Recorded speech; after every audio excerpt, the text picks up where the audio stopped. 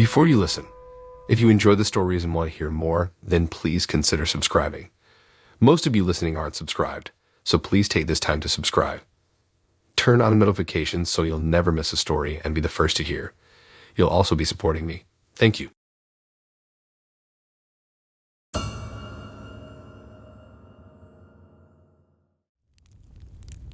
I've been collecting vintage items for years now, scouring thrift stores, estate sales, and online marketplaces for hidden gems. There's just something about the history and character of old objects that I find irresistible. So when I came across a listing on Facebook Marketplace for a 1950s music box with a spinning ballerina figurine, I knew I had to have it. The seller was an elderly woman who lived on the outskirts of town. As I drove up to her house, I couldn't help but feel a sense of excitement. I imagined the music box sitting proudly on my shelf, a conversation piece that would impress my friends and fellow collectors. The woman greeted me at the door with a warm smile, but there was something in her eyes that I couldn't quite place. A hint of sadness, perhaps, or maybe even relief. She led me into her living room, where the music box sat on a table, its glossy wooden surface reflecting the sunlight that streamed through the windows. I picked it up gently, admiring the intricate carvings and the delicate ballerina perched on top. It was even more beautiful than I had imagined. I wound it up and listened as the tinkling melody filled the room, watching the ballerina twirl and dance. It was enchanting.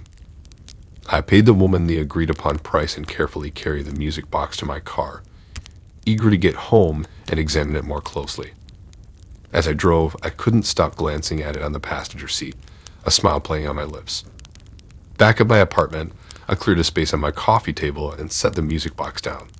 I wound it up again, watching the ballerina come to life once more. But as I turned the box over in my hands, I noticed something strange. There seemed to be a small gap in the bottom, almost like a hidden compartment. Intrigued, I grabbed a butter knife from the kitchen and carefully pried the compartment open.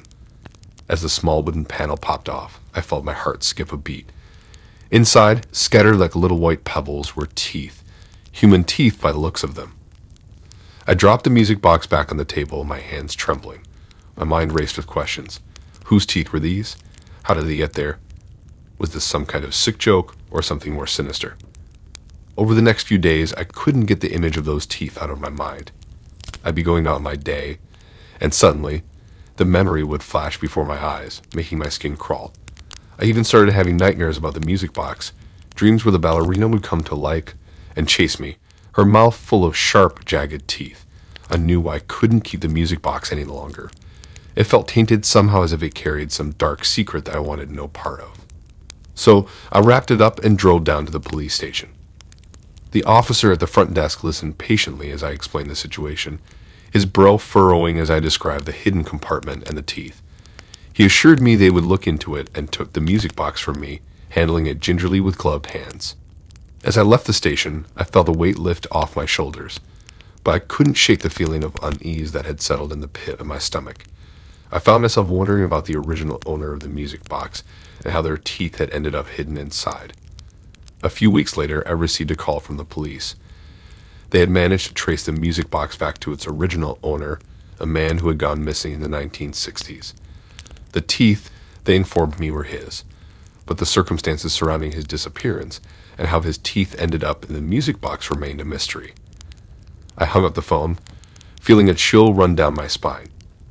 I couldn't help but imagine the music box journey, passing from hand to hand over the decades, hearing its grim secret until it finally ended up in mine. From that day forward, I've been more cautious about the vintage items I bring into my home. I still love the thrill of the hunt, the joy of discovering a unique piece with a story to tell. But now I always take a closer look, checking for any hidden surprises or dark secrets that might be lurking beneath the surface. Because you never know what kind of history you might be inviting into your life when you buy secondhand. That music box taught me that sometimes the most intriguing finds can come with a price, a haunting reminder that the past is never truly buried.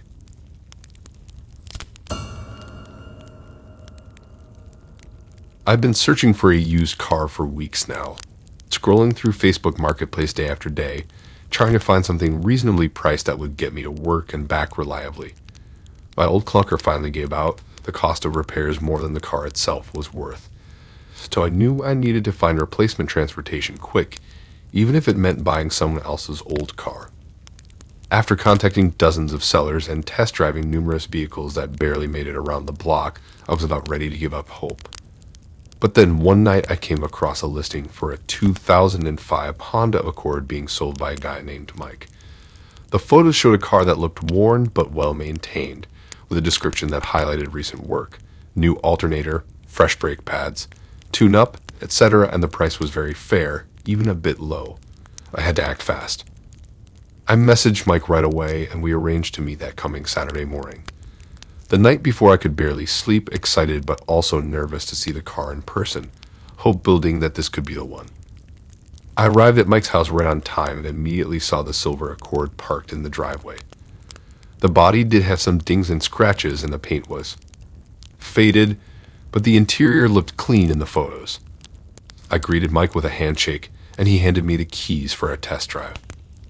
I checked the tires, lights, and fluids while making small talk about the maintenance history.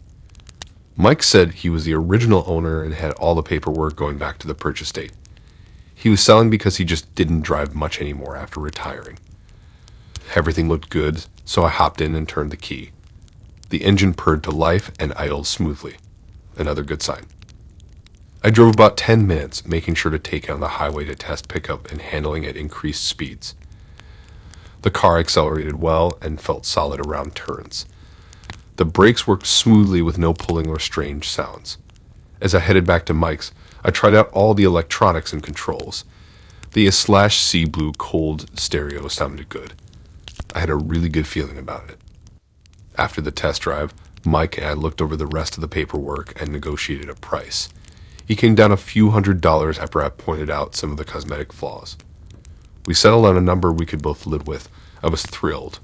We shook hands and I left with the title and keys, relieved to finally have new, reliable transportation. On the drive back home, the gas light popped on, so I pulled into a station near my apartment to fill up. While parked at the pump, I opened the glove box to put the gas receipt. Shock doesn't even describe how I felt seeing the loaded revolver just sitting right there. I quickly slammed the glove box shut, heart pounding. Why was there a loaded gun in the car? Was it Mike's? Did he forget about it? Was it even legal? My mind raced over what to do. I didn't want to make the 2-hour drive back to Mike's house. He got aggressive when confronted. Calling him didn't seem wise either. I decided to call the police, explain what I found, and have them handle it. An illegal weapon was dangerous and I didn't want any part of it. With shaky hands, I dialed the cops at the pump. The operator transferred me to the local police station where I described the situation to the officer. He asked me to remain there until a patrol unit arrived to assess the situation.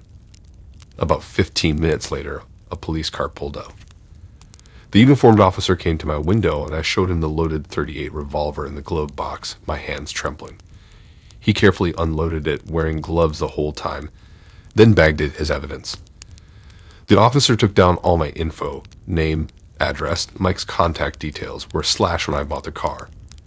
He said they would investigate the gun's origin and registration status and determine if any charges needed to be filed. I felt relieved knowing it was out of my possession. After giving my statement, the officer said I was free to drive home. He advised me to come to the station in a few days to provide any additional details once they looked into it further. I thanked him and slowly pulled out of the gas station, still processing the crazy situation. Who leaves a loaded gun in a car they're selling? I was glad I found it before getting pulled over or having it go off accidentally. A used car buying experience definitely took an unexpected turn. Despite the adrenaline rush, I was so thankful to have a reliable car again. I decided to focus on the positive.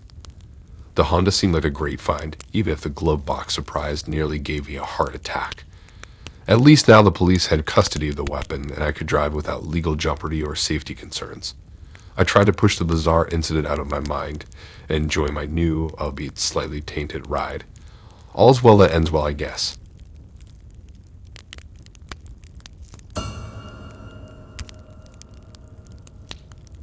I'm still kicking myself for falling victim to such an obvious scam when I tried to sell my motorcycle on Facebook Marketplace.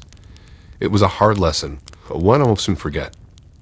I had posted my 2008 Yamaha R6 sport bike for sale at $8,500. I included some nice photos showing the crystal blue paint in clean condition. In the description, I highlighted the low mileage, recent tires and battery, and all maintenance done. Within a day, I had over a dozen inquiries. Most were just asking for more photos or basic info, but one message stood out. A guy named Jeff said he was extremely interested and could come by that weekend to buy it if it was still available. He said he had been looking everywhere for this model in blue, and my post was the first one that seemed legitimate. We exchanged a few more messages, and he seemed eager but not pushy. He asked if I had a little flexibility on the price, to which I responded that I could do $8,200 as the lowest. Jeff said that sounded fair if the bike was as nice as it looked. We locked in a time on Saturday morning for him to come by. Right off the bat when he arrived, I could tell Jeff knew motorcycles. He walked straight over to the R6 and started looking it over closely and poking around every nook and cranny. He complimented the condition, and you could tell his admiration was genuine. After about 10 minutes of inspection, he asked if he could hear it start up. I obliged, and the bike purred perfectly when I fired it up. "Sounds awesome," Jeff said with a grin. He then asked if it would be okay to take it for a short ride around the block. This gave me a little pause, but he seemed harmless enough. Plus, he reminded me he had called the night before and verified I had a clear title free of any liens. So I figured a quick 5-minute ride couldn't hurt. Jeff didn't go far, just around the nearby blocks. When he returned, he had an even bigger smile on his face. He excitedly told me the bike ran as smooth as it looked, and he couldn't believe I had kept it in such great shape all these years. "So does this mean you want to move forward on buying it?" I asked hopefully. Jeff paused and said, "There's just one more thing. Would you mind if I took it out for a longer ride, maybe 20 to 30 minutes? I know that's asking a lot, but I just want to make absolutely sure before I commit to buying it." This request raised my suspicions slightly, but then Jeff added, "Tell you what, I'll leave you my driver's license while I take it out for a quick extended test drive. That way I have every incentive to come back, plus you'll have all my info in case I don't." I examined the license closely. It looked legitimate. His photo, name, address all matched the person standing in front of me. And he seemed low risk, dressed nicely and well spoken. After thinking it over, I decided to go for it. I figured, what did I have to lose? "All right, just please have it back in 30 minutes or less," I said. "No problem at all, you can count on it," Jeff replied. He handed me $100 in cash as a sign of good faith, and I handed him the keys. I watched as he sped off down the street, but as 30 minutes passed and an hour, I started to worry. I shot Jeff a text, no reply. I tried calling, straight to voicemail. It slowly dawned on me that my motorcycle was not coming back, and neither was Jeff. When my wife got home, I told her the whole story. She looked at the license and immediately said it was fake. The holograms didn't look right, and the ID number had a bunch of repeating digits. I felt like a complete idiot as I realized she was right. Of course, the local police were useless. All they could do was file a report with the little info I had. But this guy was certainly a pro using a fake identity. He was long gone along with my poor R6. I posted about it on some local Facebook groups to warn others. Several comments said variations of the same thing happened to them or someone they knew. These motorcycle sales scams were apparently pretty common, but that didn't make me feel any less foolish. In the end, I lost over $8,000 between the bike itself and some custom parts I had added over the years. The financial hit stung, but what hurt worse was losing my beloved R6 that I had meticulously maintained and upgraded. We had been through so much together over the last decade. I still check Craigslist and Marketplace to see if it pops up for sale. I know chances are slim, but I hold out hope that the creep who stole it eventually slips up trying to flip it. This experience taught me just how brazen and cunning these sale scammers can be. I should have trusted my instinct when I first felt hesitant about that extended test drive. But instead I chose quick cash over caution and got burned badly for it. When I do eventually sell my next bike, you can bet I will be taking every precaution imaginable. Losing that much money hurts, but what stings worse is the loss of a bike I loved because I was too trusting. It could have turned out much worse dealing with a criminal like that. Hopefully this story serves as a lesson to others about the potential hazards of online motorcycle sales. Be skeptical, be smart, and don't let desire for a quick sale outweigh your street smarts and caution. If it seems sketchy, just walk away. Your bike isn't worth the risk of getting ripped off by a scammer.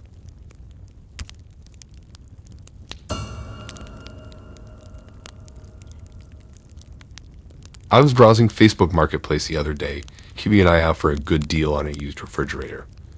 My old fridge had finally given out after over 15 years, so I was hoping to find something inexpensive to replace it. Most people were trying to sell their old fridges for $200 or more, but I didn't want to spend that much on an appliance that could break down again in a few years. After a couple days of searching, I came across a listing that looked promising. A woman was selling an older refrigerator with a separate freezer compartment on top for just $50. According to her post, it was still in good working order. She included a few photos showing a fridge that looked dated but well cared for. The retro styling would fit right in with my 1970s ranch house. I sent a message asking if it was still available, and she replied right away that it was. We arranged a time that afternoon for me to come take a look. On the drive over, I felt excited at the prospect of scoring a great deal. My old fridge lacked a freezer, so I was looking forward to finally having one. I imagined it stocked with ice cream, frozen pizzas, and veggies for my garden. When I arrived, the refrigerator looked just like the pictures, a bit old-fashioned but in decent shape. The seller, a nice woman in her 60s, explained she was selling it because she'd just redone her kitchen with all new stainless steel appliances.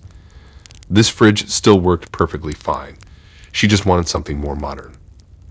I checked that the interior lights turned on and the temperature controls responded. Everything seemed in good working order. For $50, I felt confident I could get several more years of use out of it. After thanking her and handing over the cash, I wheeled the heavy appliance out to my truck. After getting it home, I gave the fridge a thorough cleaning inside and out before plugging it in. I used baking soda and vinegar to scrub off any smells and an all-purpose cleaner for the shelves and walls. Once it was freshly disinfected, I stepped back to admire my bargain find. Sure, it was outdated, but for $50 I couldn't complain. I started transferring all the perishable foods that had chilling in a cooler during my fridgeless week. Milk, eggs, vegetables, yogurt, cheese, and leftovers soon filled the shelves. As I organized everything, I thought about how nice it would be to have a freezer for ice cream and frozen foods. Later that evening, I decided to check out the freezer compartment.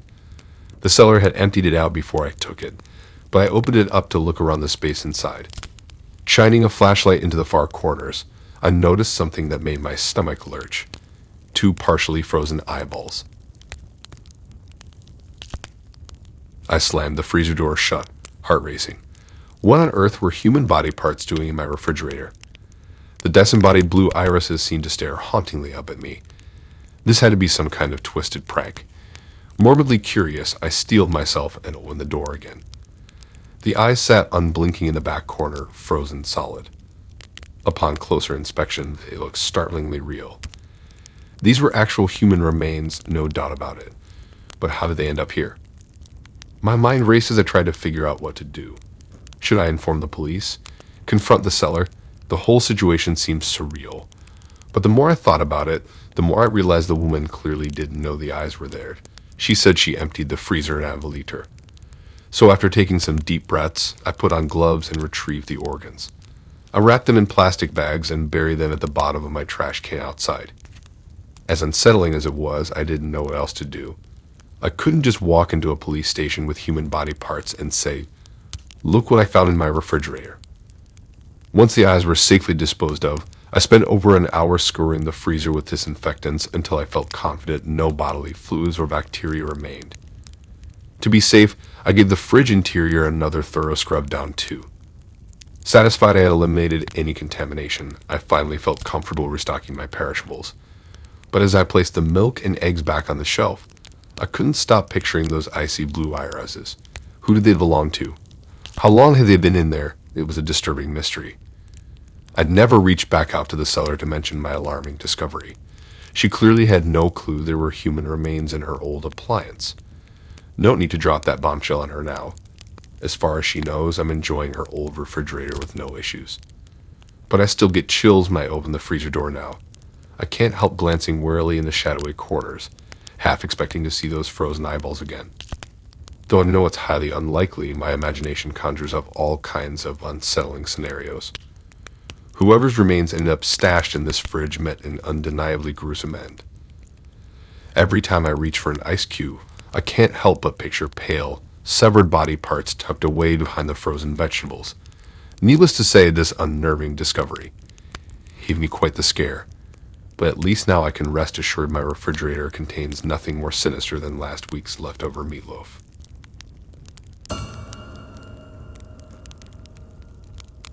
I was browsing Facebook Marketplace the other afternoon, searching for a good deal on a used laptop.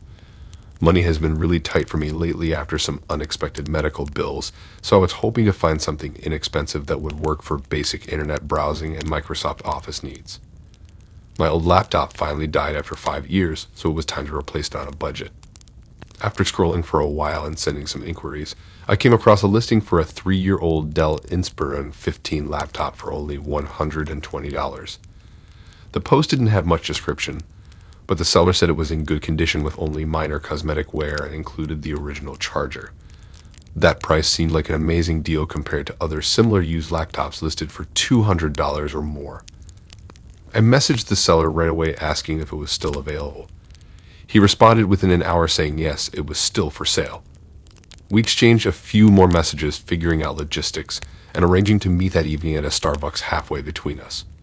I was headed there after work anyway, and he said he could meet me at 6 p.m. before his evening classes. When I arrived at Starbucks right at 6, the seller was already there waiting at a table with the laptop. I introduced myself to him as Mike, a student at the community college. He said his name was Steve and he was selling his laptop because he had recently gotten a new one as graduation gift. The laptop itself looked to be in the condition Steve had described in his listing. A few light scratches on the lid and edges, but otherwise fine for a used machine. I opened it up, turned it on, and verified it powered up okay while Steve watched. Everything seemed normal, so I handed over $120 in cash, and Steve passed me the laptop, along with the charger that he assured me was the original. Steve seemed like he was in a rush to leave, which I figured was just because he needed to get to his evening classes. We exchanged a few pleasantries about school, then he quickly gathered his things and left. I ordered a coffee and sat there setting up the laptop, connecting to the cafe's Wi-Fi and customizing some of the settings. When I got home later that evening, I plugged the laptop into power and did some more poking around in the system to set it up just how I wanted. As I was looking through the file system, I came across a strange video file in the documents folder titled "Please Help Me." That was odd. I wondered if Steve had forgotten to wipe his personal files before selling it. I hesitated about whether to open the file, feeling like I'd be invading this person's privacy. But the pleading file name made me feel like I should at least view it in case something serious was going on. So I steeled myself and double-clicked the file, sitting back as the video began to play. It showed a young brunette woman looking into the camera, mascara running down her face from crying. Behind her was a plain white wall with no decorations or clues to her location. She kept repeating, "Please help me, he's keeping me here against my will. Please call the police." Her eyes looked bloodshot and terrified. The video abruptly ended after about 15 seconds, freezing on her crying face. I sat there stunned, not knowing what to make of this discovery. It seemed really suspicious and alarming. Was this woman truly in danger, or was it some kind of prank video? I watched a couple more times, but there were no other clues. Just a clearly distressed woman asking for police help. I debated what to do. This felt serious enough that I should show the authorities in case she was a victim being held. But what if it was just a bizarre fake video that would waste the police's time? I paced my apartment, wrestling with the ethical dilemma. In the end, I decided I had to report it on the slim chance this woman needed real help. I flagged down a passing police patrol car on my street and tried to explain what I had found. The officer looked at me skeptically but agreed to come up and watch the video. In my apartment, I pulled up the file and showed him the footage of the crying woman pleading for help. After viewing the video, the officer said this was very strange, but there wasn't much he could do without more information. He took down a report and said detectives would look into it, but advised me not to get my hopes up that this was a real abduction. The officer suggested I just wipe the laptop and try to ignore the weird video. Over the next week, I couldn't stop thinking about the mystery woman and hoping she was found safe. I kept compulsively checking online news sources for any reports of missing women matching her description, but never found anything. About 10 days later, I received a call from the detective assigned to my case letting me know they had analyzed the video file and had discovered it was created using some special effects software. The victim was just an actress, and the whole thing was staged and faked, likely just someone's strange idea of a creepy prank. I was both relieved that the woman was safe and annoyed that I'd bought a used laptop containing bizarre fake footage I couldn't purge from my mind for over a week. The detective assured me these kinds of hoax videos turn up all the time, and I shouldn't worry any further. In the end, I did get a functioning used laptop for only $120, even if it provided more of a roller coaster experience than I bargained for. But I definitely learned to thoroughly wipe any used digital devices I purchase in the future to avoid finding something so unsettling again. I'll also stick to cute animal videos from now on, rather than mysterious files claiming criminal emergencies. Still, that hoax video really did look disturbingly convincing. A harsh reminder you never know what people have hidden away on their old computers. I'm just glad the police solved this so I could finally stop obsessing over that phony abduction. Definitely makes me think twice about the risks meeting strangers from the internet. You really have to be cautious when buying used electronics.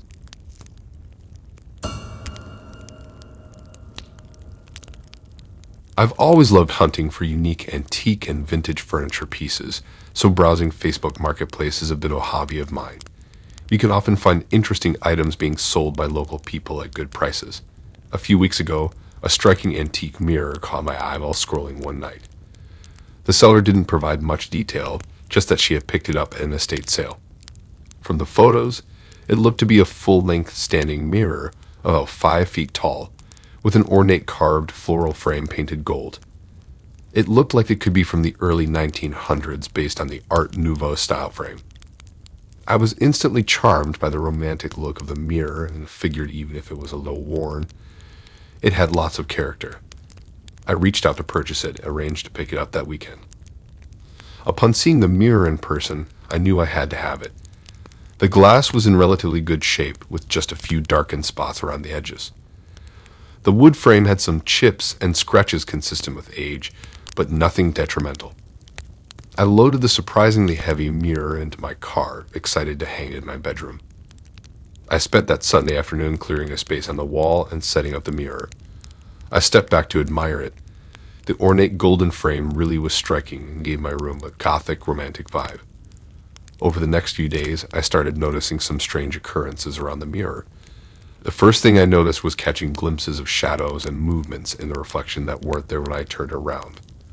I shrugged it off at first, assuming it was just my eyes playing tricks in the low light of my bedroom. However, I soon began to feel generally uneasy around the mirror. I would get the creeping sense of being watched whenever I was in my room. A few times I thought I saw a dark figure just at the edge of my vision through the mirror, but it was gone when I looked directly. My cat also started acting very odd. She would stare intently at the mirror for long periods, sometimes hissing at her own reflection. She refused to get on my bed like she used to, keeping her distance from that side of the room. I started having trouble sleeping and found myself waking up frequently in the night for no particular reason. I feel panicked in the dark and have trouble falling back to sleep. It almost felt like something was in the room with me. Beyond the strange shadows and uneasy feelings, other peculiar things started happening around the mirror. Knickknacks on my dresser would be moved ever so slightly day to day, where I'd find them fallen over inexplicably. My jewelry box would end up at a different angle or with the lid open when I was certain I had left it closed. It was easy to dismiss these small changes as forgetfulness or my cat nudging things, but the frequency seemed beyond coincidence. After about a week, I could no longer ignore that something bizarre was going on. Late at night, I would hear faint scraping noises coming from the wall where the mirror hung. From the corner of my eye, I'd see flickering movements in the glass, but when I looked directly, there was only my reflection. A feeling of dread began to come over me whenever I entered my room. Eventually, it reached a point where I knew I had to get rid of the mirror. I decided to message the seller and casually ask if she had experienced anything strange with it. However, when I went to her Facebook page, I found her account had been deactivated. That's when I was convinced something sinister was attached to this mirror. The following night, my fears were confirmed when I was jolted awake by violent banging coming from the wall the mirror hung on.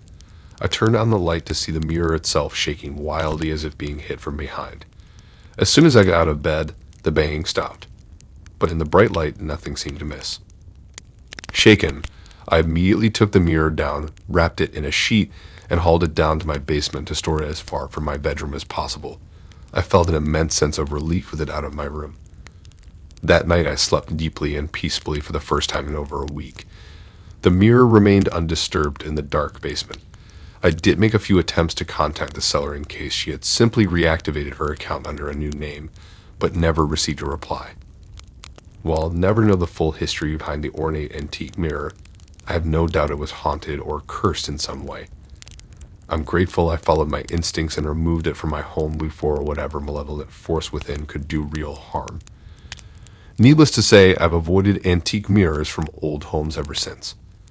I think I'll be sticking to modern decor. No need to decorate with elements from the past when history comes alive. This was one unique vintage find that definitely wasn't worth the price, no matter how good a deal it seemed.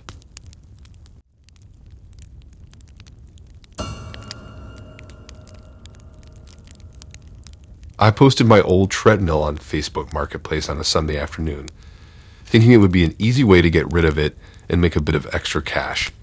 The Proform treadmill was only a few years old, but barely used once my new gym opened up down the street.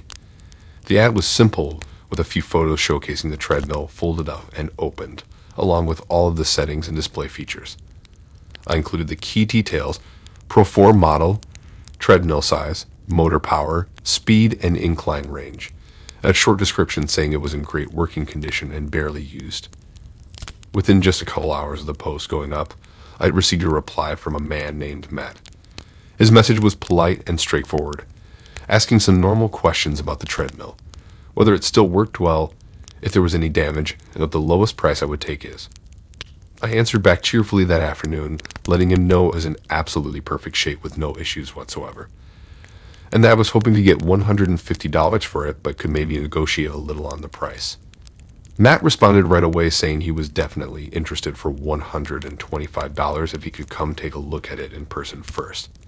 I said that was fair, and we went back and forth over the next hour ironing out details. We settled on him coming by my house the next evening at 6 p.m. to check out the treadmill. If he was satisfied with the condition at that price, he said he'd be prepared to pay cash and take it then and there. I agreed and sent him my address in the suburbs, saying I'd see him at 6 p.m. tomorrow. The next day I tidied up the house and rolled the treadmill out to the living room so it would be easily accessible. Right at 6 p.m., the doorbell rang. I opened it to see a casually dressed man about my age, who introduced himself as Matt. He was polite with a firm handshake. We exchanged brief pleasantries as I showed him inside to the treadmill. He took a few minutes inspecting it, turning it on and walking on the belt. We made some friendly small talk about gym equipment during the process. After confirming everything was working smoothly, Matt said he was satisfied and happy to pay the $125 we had agreed on. He counted out the cash as I helped him carefully load the heavy but compact treadmill into the back of his SUV. The transaction went smoothly and Matt seemed nice enough during the brief interaction. I thought that was the end of it as I watched him drive off with the treadmill. But later that evening around 9 p.m., I noticed a Facebook notification on my phone. It was a message from Matt's account. He was thanking me again for the treadmill and said he had gotten it set up at home but couldn't seem to get the display console to turn on. He asked if I had any tips or tricks to get it working. I thought it was a bit of an odd time to be messaging about it, but tried to be helpful nonetheless. Assuming he must have just plugged something in wrong, I suggested double-checking that all the connections were secure and making sure the outlet was working properly. When I woke up the next morning, there were 2 more messages from Matt waiting. He said he had figured out the display issue. It had just needed to be reset. But now the belt was suddenly slipping and making a grinding sound when he walked on it. He asked if I had any advice to fix that problem. Even stranger though was his next question, asking what neighborhood I lived in and if the area had any good running routes. The inquiry about my neighborhood seemed oddly personal for just a Facebook Marketplace transaction, but I chalked it up to maybe him just trying to make friendly conversation. I gave a short reply about checking the belt tension and leaving it at that. However, the messages kept coming over the next few days at all hours of the day and night. Matt asked increasingly personal questions about where exactly I lived, what I did for work, whether I was married or had kids. When I politely gave vague responses or dodged answering, He would just keep probing with more pointed questions about my daily routine, schedule, interests, and background. I was becoming quite unnerved by his persistent messages, and the way they had shifted from following up on a purchase to an invasive interest in the details of my personal life. I stopped responding altogether, hoping the lack of response would send a clear signal I did not wish to engage in further conversation. But Matt continued sending long, rambling messages daily, sometimes apologetic and pleading if he had offended me, other times demanding to know why I wasn't answering his questions.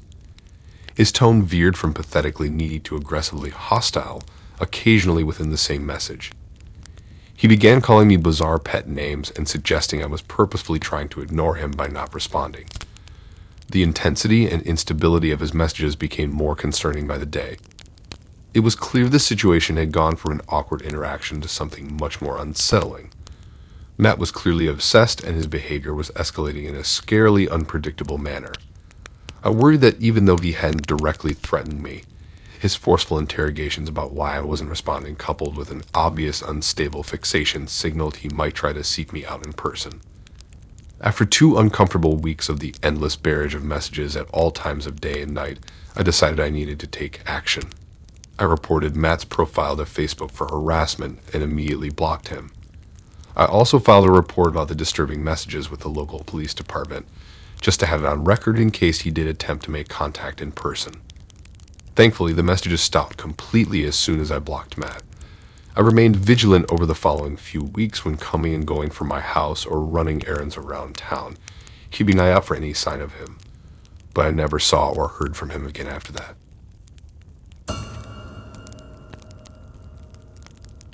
Let me tell you, we had the vacation rental from hell recently thanks to Facebook Marketplace. My wife and I were so excited to take a little weekend trip together, just the 2 of us without the kids for once. We browsed Marketplace to find a cute, cozy little cabin or cottage that we could relax in. We came across this listing that looked absolutely perfect. The photos showed a charming little A-frame cabin right on a beautiful, clear lake. The description said it was a newly renovated lakefront cottage with stunning views and cozy, romantic decor. In the photos, it looked picture perfect.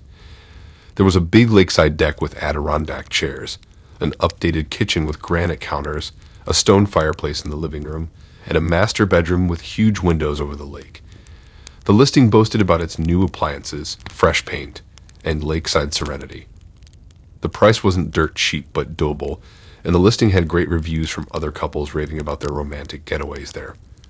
We could already picture ourselves on that deck sipping morning coffee, taking in the tranquil lake vista. It seemed ideal for the relaxing romantic trip we needed. We booked it and drove up there, giddy with excitement the whole way. But as soon as we pulled up, our hearts sank. The place looked nothing like the photos. The whole exterior was overgrown and dilapidated. The deck sagged in the middle and looked unsafe. Every window was caked with years of dirt and grime. We cautiously went inside, and it was even worse. The newly renovated cabin was just an old, run-down shack with outdated, Maldivi furniture from the 1960s. Dust covered every surface. Cobwebs draped across the yellowed ceiling. The musty smell turned our stomachs. The nasty carpet was worn through to the floorboards. The new appliances were avocado green and looked original to the Smenties-era house. The fireplace was boarded up with plywood, and the master bedroom had no windows at all, just dingy floral curtains covering the walls. Then we heard a creaking from the back room, and an elderly man emerged. Turns out he'd been living there for years and had no idea the owner listed the property online. The poor guy thought we were breaking in. After the initial shock and alarm, we explained the situation. He had no knowledge of anyone renting out or renovating the house. The owner clearly lied in the listing to make a quick buck, but never did any of the promised updates. We felt awful that strangers were now intruding in this old man's home thanks to the dishonest listing. But there was no way we were staying in that decrepit old cabin, with or without him living there. It was completely misrepresented. We had to scramble to find a hotel room instead, blowing our budget. I tried contacting the host to demand a refund, but never got a response. We cut our weekend short and just drove home exhausted, our romantic getaway ruined. I reported the fraudulent listing to Facebook, but who knows if they'll take it down. It was so disappointing to have our trip wrecked by someone blatantly lying in their rental posts. You'd think I could trust beautiful photos and 5-star reviews, but I guess it's risky booking places sight unseen. This experience made me very leery of ever booking a Facebook Marketplace rental again. From now on, I'll only book through professional rental companies even if it's pricier. The peace of mind is worth avoiding another disastrous trip like this one. If we'd had shown up there late at night when the owner was asleep, it would have scared the crap out of us. We seriously would have thought it was haunted the way it looked. No cheap rental fee is worth that kind of nasty surprise. Well, after numerous complaints, I did finally get a refund from the scammer host. But that doesn't make up for the wasted trip, ruined weekend, and stress of it all. Let this be a warning. Always vet vacation rental listings carefully, no matter how great the photos look. Criminals are out there luring in victims with fake listings. I should have realized something too good to be true probably was. From now on, we'll stick to nice hotels when we travel. Much less risk of winding up in some bait and switch hellscape. I've learned my lesson. The lure of an idyllic rental can be deceptive. I'll happily pay more for guaranteed quality lodging from professional companies. Never again will I end up in a vacation rental from hell thanks to Facebook Marketplace.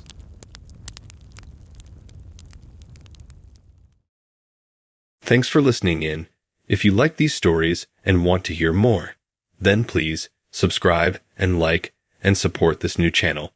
We have more stories for you to listen to.